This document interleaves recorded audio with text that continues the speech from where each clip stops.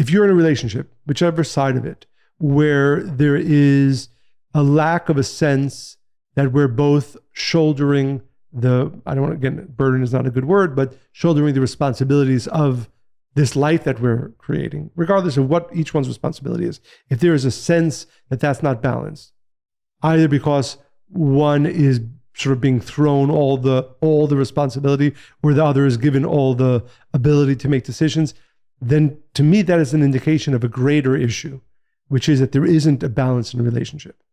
Right. And I think the other part, which you touched upon, is the respect. I think that if you don't respect or appreciate what your partner brings to the relationship or does, or their time, nobody's time is more important than anybody else's.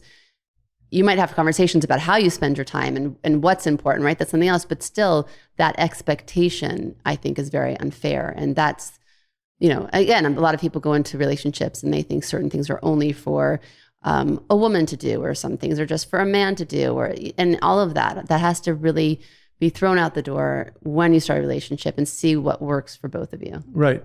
And that will require many conversations and also to be honest with yourself, because again, I'll use this example only because it comes to mind, but I don't think it's the majority, but I know certain situations where even a case where, a couple doesn't have kids and the one of the partners is objectively doing more work, bringing in more money into the relationship, then that's a reality, right?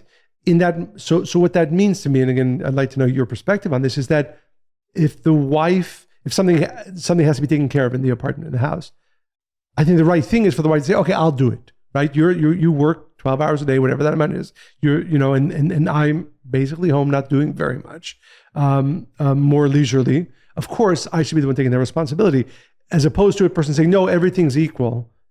This a new responsibility came into our lap. It should be divided equally. Well, but be honest with yourself about the totality of your lives together.